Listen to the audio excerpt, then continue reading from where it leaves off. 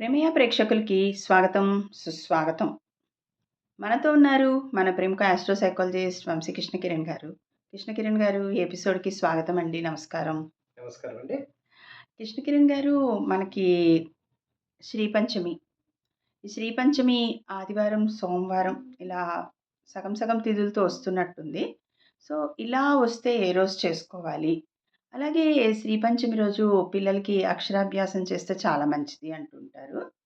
ఇంకా కూడా నాకు డౌట్స్ ఉన్నాయండి.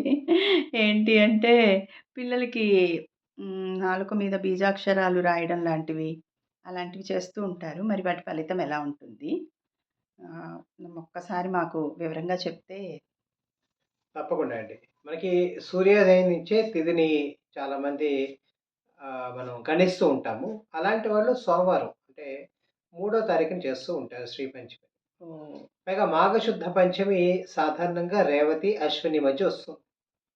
అశ్విని రోజున సరస్వతి పూజ చెయ్యాలి అని చెప్పేసి కొన్ని గ్రంథాల్లో మనకుంది. నిర్ణయ సింధు మనకి అదేవిధంగా కొన్ని రకాల మనం ఏవైతే ఆగమానికి, మన స్మృతికి సంబంధించిన గ్రంథాలున్నాయో అలాంటి వాటిల్లో ధర్మసింధు లాంటివి మనం కొన్ని చదివితే అలాంటి వాటిలో అశ్వినితో చేస్తే త్వరగా చదువొస్తుంది. ఓహ్! చదువు రావటం అనేది మనకి చాలా చాలా చాలా ముఖ్యమైన విషయంగా ప్రాచీనులందరూ కూడా భావిస్తూ వచ్చారు. చదువు అంటే ఏదో పలక మీద చదవటమో, బళ్ళల్లో చదవటమో కాకుండా జీవితానికి ఉపయోగపడేది, జీవిత పరమార్థాన్ని తెలిపేది, దాన్ని విద్య అని చెప్పి అన్నారు. ఇప్పుడు మనం చెప్పే చదువులన్నీ కూడా ఒక రకంగా వీటి వైపు వెళ్ళకపోవచ్చు.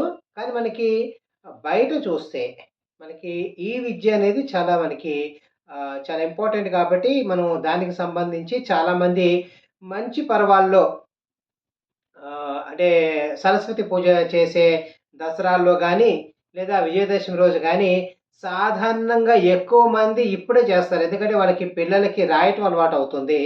తద్వారా ఎప్పుడైతే వేసవి సెలవులయిపోతాయో, పిల్లల్ని బడిలో చేర్పించడానికి చాలా బావుంటుంది అని చెప్పేసి చేస్తారు.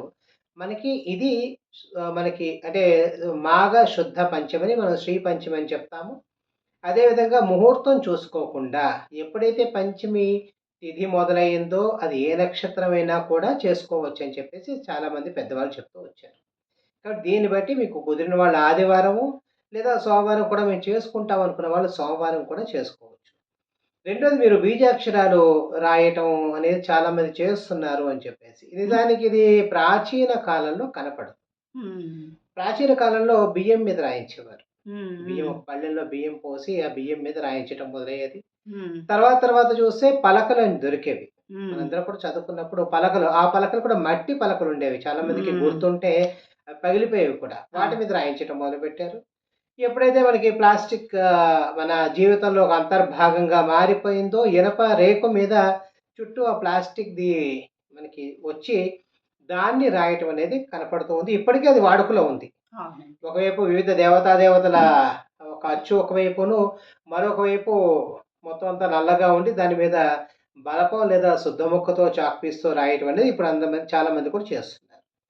ఇదంతా ఎందుకు చేస్తారు అంటే, వాళ్ళకి రాయటం అనేది మొదట అలవాటవ్వాలి. ఇంకా ఇప్పుడు కొంతమంది ఏం చేస్తున్నారంటే, ఐప్యాడ్ లాంటివి ఉంటాయి కదా! హ్మ్. మొత్తం అంతా ఆహ్, స్క్రిప్ట్ ఏదో అంటారు ఆ! దాన్ని. అలాంటివి కూడా తీసుకొని రాయటం అనేది మనం చూస్తూ ఉన్నాం. హ్మ్. ఎందుకంటే మొదట వాళ్ళకి రాయటం అలవాటవ్వాలి. అంటే ఈ ఫింగర్స్‌కి గ్రిప్ గూడా రావాలి. రావాలి. ఐ తర్వాత ఐ అండ్ హ్యాండ్ కోఆర్డినేషన్. తెలుస్తుంది. ఆ! అంటే ఎప్పుడైతే హృదయానికి సంబంధించి ఉంటుంది కాబట్టి సాధారణంగా చాలా మంది కుడి చేతి వైపున రాస్తారు. హ్మ్. పిల్లల్లో ఒకవేళ ఎడమ వైపున రాసేవాళ్ళు ఎడమ చేతి వాడటం వాళ్ళు ఉంటే అప్పుడు మనకు తెలుస్తుంది. అంటే వాళ్ళని కొంతమంది చాలా బలవంతంగా మార్పిస్తూ అలా ఉంటారండి. కష్టం. అంటే మారిస్తే మారొచ్చు హ్మ్. కొంతమంది. కానీ కొంతమంది మారకుండా ఉంటారు. హ్మ్. కానీ ఏ చేత్తో రాసామన్నది మనకి అంత ప్రముఖమైనది కాదు. ప్రాముఖ్యత దానికి లేదు. కానీ అసలు రాయటం ఒకటి, తర్వాత రాసినవి వాళ్ళు మనసులో స్మరణ పెట్టుకోవటం, దాన్ని జ్ఞప్తి పెట్టుకోవడం, తద్వారా అదేవిధంగా భాషను ప్రధానంగా తీసుకొని వాళ్ళు విషయాన్ని, విజ్ఞానాన్నంతా కూడా తీసుకోవటం అనేది చేస్తారు.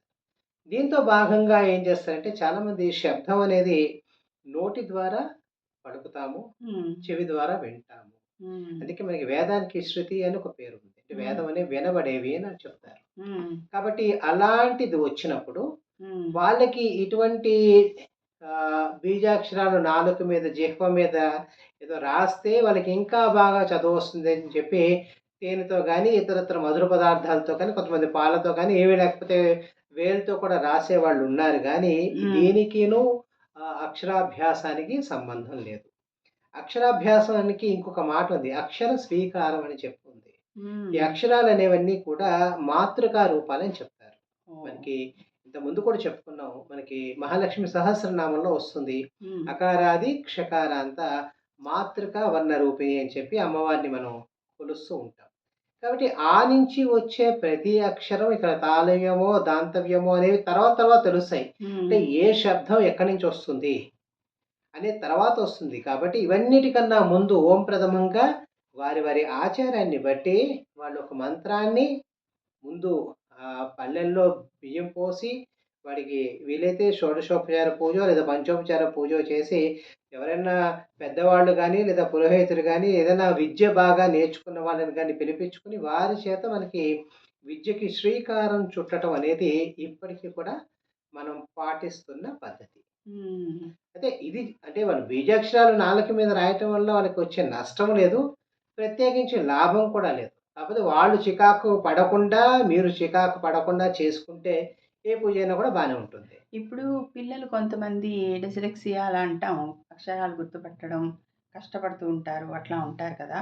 మరి ఇలా మంచి రోజు చూసి అక్షరాభ్యాసం చేయిస్తే సరిపోతుందా?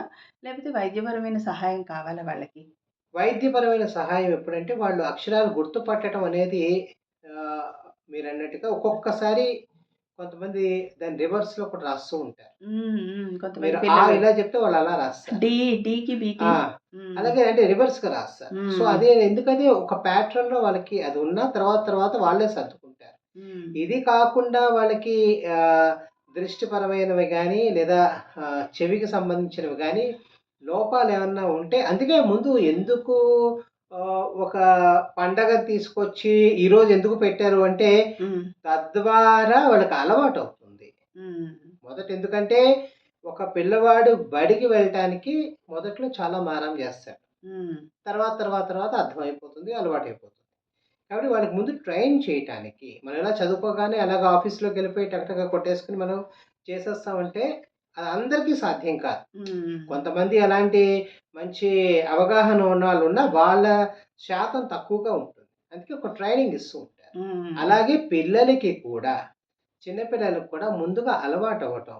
హ్మ్. అక్షరాలు ఇంకా మీరు బాగా చూస్తే మనం బాగా అర్థం చేసుకుంటే చిన్నపిల్ల మనస్తత్వాన్ని హ్మ్. వాళ్ళకి చూపించే ఏదైతే క్యాలెండర్స్ ఉంటాయో అవన్నీ కూడా రంగురంగులుగా ఉంటాయి. హ్మ్. హ్మ్. అంటే అందుకే చక్కగా ఒక యాపిల్, ఒక దానిమ్మ, ఒక ఉడత, ఒక ఏనుగు, ఒక సింహం, ఒక జీబ్రా రకరకాలుగా వాళ్ళకి నచ్చిన, వాళ్ళకి మెచ్చిన ఏవైతే పదాలున్నాయో వాటిని నేర్పిస్తారు తప్పితే అతి కష్టమైన, అతి సంక్లిష్టమైన పదాలని నేర్పించము. హ్మ్. ఎందుకంటే ఆదిలో మనం హంసపాదం అంటూ ఉంటారు. హ్మ్. కాబట్టి ఆదిలో మనకు రావాల్సిందేంటంటే సరళంగా వచ్చేది.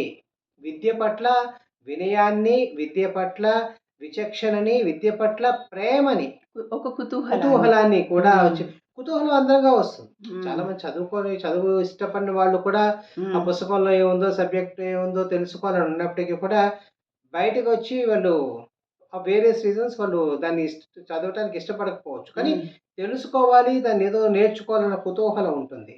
కాబట్టి ఈ పిల్లలందరికీ కూడా ఇవి నేర్పడానికి కారణం ఏంటంటే, ఈ సమయంలో ఈ మాఘమాసంలో మనకి మాఘమాసం అంటే చాలా తెలుగు వాళ్ళకి ముఖ్యంగా చాలా చాలా పర్వాలు, చాలా అద్భుతమైన ముహూర్తాలతో కూడిన మాసం కాబట్టి, ఈ మాఘమాసంలో వచ్చే శుక్ల పంచమి రోజు మొదలుపెట్టేస్తే మాఘం, ఫాల్గుణం, చైత్రం, వైశాఖం ఇంచుమించుగా జ్యేష్టం, ఆషాఢం ఒకప్పుడేమో శ్రావణ మాసంలో పరీక్షలయిపోయేవి. హ్మ్. అందుకే వార్షిక పరీక్షలు అంటూ ఉంటాం. హ్మ్. వర్ష ఋతువులో పరీక్షలయిపోయేవి. వానాకాలం చదువులు అంటూ ఉంటారు. హ్మ్. అప్పుడు ఆ చదువు అక్కడ ఆగేది. హ్మ్.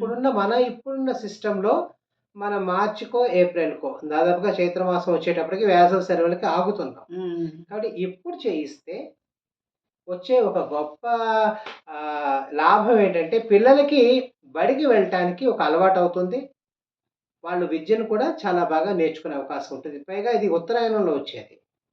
విద్యకి అధిష్టాన దేవత అయిన సరస్వతి కూడా హయగ్రీవ స్వామి దగ్గర నుంచి విద్య నేర్చుకుందట. అంటే వేదాలన్నీ కూడా ఆయన దగ్గర నేర్చుకుని హ్మ్. మరి మా ఏమిటంటే మగవాళ్ళు చెప్పే విద్యకి, ఆడవాళ్ళు చెప్పే విద్యకి తేడా ఏంటంటే మగవాడు విజ్ఞానాన్ని చెప్తాడు. ఆడవాళ్ళు లాలిత్యంతో చెప్తారు. ఒక హ్మ్. అమ్మతనంతో, ఒక మాతృత్వ భావంతో చెప్తారు కాబట్టి అందుకే అక్షరాలను కూడా మాతృకా వర్ణాలు, మాతృకా స్వరూపాలుగా చెప్పారు. శబ్దాన్ని అలా మనం గ్రహించాము కాబట్టి అమ్మవారి పుట్టినరోజుగా చెప్పబడుతున్న ఈ శ్రీ పంచమి రోజున విద్యాభ్యాసం శ్రీకారం చుడితే నిజంగా అన్ని రకాల రంగాల్లోనూ, అన్ని రకాల పరీక్షల్లోనూ వీళ్ళు ఉత్తీర్ణులై చాలా బావుంటారు. విజయం వైపు కొనసాగుతారు అని చెప్పేసి మన భావన. అంటే దీనికి మళ్ళీ ఇప్పుడు ఈ శ్రీ పంచమికి మా పిల్లోడికి ఇంకా 2 ఏళ్ళే, మా పిల్లోడికి నాలుగో ఏడు, మూడో ఏడే చెయ్యాలా, ఐదో ఏడే చెయ్యాలా ఇలా అంటూ ఉంటారు. ఇవన్నీ కూడా కాలానుగుణంగా వచ్చిన మార్పులే. హ్మ్. ప్రహ్లాదుడు కడుపులో ఉండగా నేర్చుకున్నాడు. ప్రహ్లాదుడే కాదు అభిమన్యుడు కూడా.